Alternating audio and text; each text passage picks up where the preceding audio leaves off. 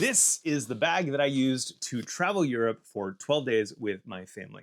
Well, this and one more bag, but we'll get to that in a second. Now, this bag is brand new to me because during a trip over spring break where we were visiting family, our car was broken into, we were robbed, and pretty much all of my really good bags and travel stuff were taken from us. But that gave me a chance to rethink some of my travel bag situation, and I'm really happy with what I landed with. First and foremost, I landed on a large backpack carry-on. Typically, I've used a duffel. I really like that style. But this one caught my attention because it has so many duffel-like handles. I can carry it in from just like so many different angles. Now, also, it has one of these like bag slides, so I can slide this onto my daughter's roller bag. At 12, she's still kind of like the least efficient traveler, so I end up doing both of our bags quite a bit. Now, as you may have noticed, it has these beautifully tuck-awayable arms, shoulder straps, whatever you call these things. They stow really easily, and if you want to half stow them just like that, magnet holds it in place. These were amazing, super great. Obviously, it has like a lot of, pockets and zipper access and tie downs. Peak Design 45-liter travel backpack. Everything that I needed. Okay, let's get inside this thing. So I don't always use packing cubes, but for a long trip, I do find that it's a really easy way to check things off of your list really early. I can just set one of these bags out, start putting the things that I know that I'm gonna need in them, and then know like, hey, this is done. This is done. I have a handful of t-shirts. These small ones are socks and underwear, some nicer shirts, and a nice pair of pants. And then I have just like a big sack for dirty clothes. Keeps it separated from all the rest of them. I've previously had the Peak Design shoe pouch. I really like that a lot. I would use it if I had it. I couldn't get one in time for this trip. Okay, so that's the main compartment of this backpack and literally everything that I wore on this trip. There is a laptop sleeve on this side, which I did not use. And again, we'll cover later. On the outside, I have just a pair of cheap sunglasses. I think these are, I don't know, Sungate or something like that. If they get lost, who gives a shit? And on the inside of the front panel, I have a sweatshirt, which is kind of nice, easy access on the plane. This is a Fire Stick TV 4K Max. I did a lot of research on which was the best kind of travel thing, and this was small, easy to use, easy to set up.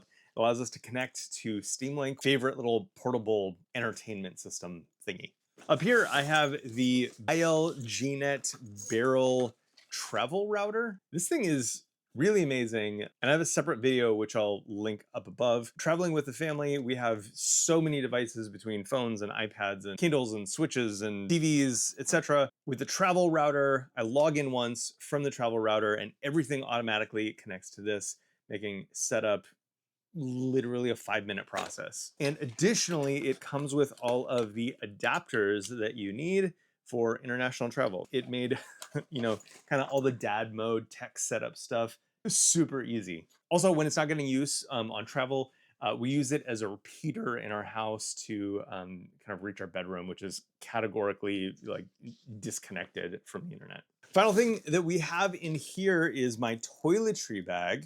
I found these kind of green, just like, I think they're really like tech pouches. It doesn't have an antibacterial toothbrush space like some of the dedicated wash pouch type bags. But one advantage to this that I really liked is that it's cheap. It's like 20 bucks and the materials are durable, but not like nice. Something that I found a lot with toiletry bags is I end up getting a leak of something and I end up having to wash them, and it always kind of like discolors and like makes ratty some of those nicer fabrics. This, it's fine. And like, I'm not like worried about making a nice thing bad. And so like for 20 bucks, this is great. Big fan of these, even though I have spent, I don't know, upwards of $80 for like a really nice one. Actually, I think I have one around here. Yeah, like this one. This one I got, my wife still has this, the Peak Design one. It is a really nice bag, but it's also really big. And when a whole container of soap opens up inside of it, it looks really trashy. So I don't know, nice things are nice, but kind of hard to maintain sometimes. Okay, so that's everything I packed for 12 days in Europe in this Peak Design backpack. Obviously, summer is quite a bit easier to pack for than winter months, but you know, whatever, summer backpack. Now, I mentioned it wasn't the only bag that I brought. I did bring a carry-on. For this, I wanted to try something a little bit different. I've always wanted to try a kind of like briefcase style bag. I hate the deep pocket access of backpacks sometimes, and something that's nice about this style bag is that everything is like a shallow pocket. It's really easy to kind of get at things as you need them, and this is pretty small overall. Maximizes the amount of space that I have kind of under my legs. So let's see what it carries. On the back here by the luggage strap, I have our passports. That worked out great. Always knew where those were because I had a dedicated pocket for that. Over here is kind of like a book or magazine pocket in the back. And what I had here is this thing. It's called a flight flap. It actually, ironically, didn't work on our flight. It was like an international flight, and they had like a fold-out tray with a TV or whatever. But it's just like a foldable material that you can just kind of set wherever you need, and then put like a device, like your phone, strong enough to hold up the iPad, Switch, etc. Anyway, very handy little flap, as they say. On the front, cleanup wipes, glasses cleaner. On the inside, we've got a handful of pockets, family laptop here, random memories and paperwork stuff from museums, a book that I haven't finished reading, 2 decks of cards. It's amazing how many games you can play with 2 decks of cards, a pen and a highlighter, which I think I already removed, a 61-watt capable power delivery power brick. This is a very old one, and the USB-C is actually broken on this. They give you enough power to actively use something like a MacBook Pro at full power without any problems. This is like the very first iteration of one that was like 61 watts. I have a very old Bluetooth speaker. We actually didn't use this much. I'll put on screen some of the more modern equivalents. Another one of these Ugreen bags. This is actually the small version of this, so it doesn't have an additional front zipper. But it does have all of our travel chargers. There's this Anchor. It's like a 2-headed USB cable. I found this very useful on the flight to charge both my laptop and my phone at the same time. And this, man, what a lifesaver is this thing. It's a Pika. It accepts multiple inputs on this side for electricity and has multiple outputs as well. So this is the one that you would use in Paris. This is the one that we used in London. And we didn't go to Germany, but I think you can twist these and make it, you know, Germany compatible. The strongest one that Pika makes is 75 watts across all of the outputs.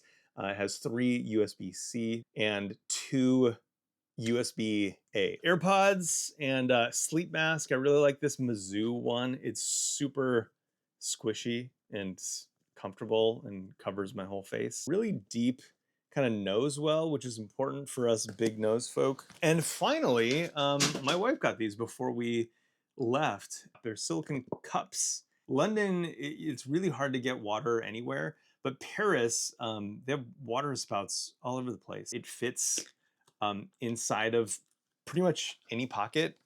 Well, maybe not so much a shirt pocket. But my son had one in like a front crossbody bag type thing. Very worth it. Okay, I'm trying to think if I missed anything. One thing that was a little bit sucky is for the country that really made everybody use USB-C, pretty much everything was USB-A. So I didn't bring enough USB-A cables or adapters. I have since fixed that in all of our travel bags. I now have like a little like USB-C to USB-A adapter for the power cables. More broadly, I'll talk really quick about like kind of the backpack transition. I had an Air travel backpack, similar in size. It was like a 35 liter. I really love that backpack. And if it was not stolen, I'd have no need to replace it. Also really loved the Peak Design duffel bag. If it was not stolen, I would not have any need to replace it.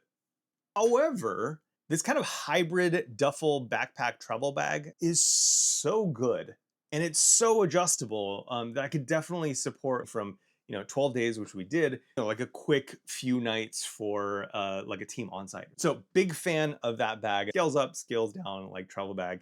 And then also a big fan of now having that laptop briefcase style bag. It would be a shame if I didn't mention this backpack. This is the Moment, I don't know what it's called. Like it's just Moment everyday bag, maybe? I don't know, Moment something bag. This is the one that I use kind of every day if I'm like, you know, commuting to co-working space or, you know, going to family friends or just like a quick overnight. And it has this side address type of shorter storage. I got this from WorkOS when I joined, and it is, I think, just the perfect mid-size backpack. My wife steals it from me all the time. Probably 4 of our friends have bought it after seeing it. It's just, it doesn't look like much, but it's a perfect bag. Okay, that's it. I spent so much time on all this stuff. I just figured I'd share it in case you were, you know, looking for, you know, confirmation in some of your decisions, or didn't want to overspend in the case of some of these like little like Ugreen pouches versus the regular pouch. Also, why does it have a clutch strap? Like there's no way I'm gonna clutch a $20 bag. It's so stupid. Okay, tell me what I did wrong, what you would have bought. See you in the next one. Bye.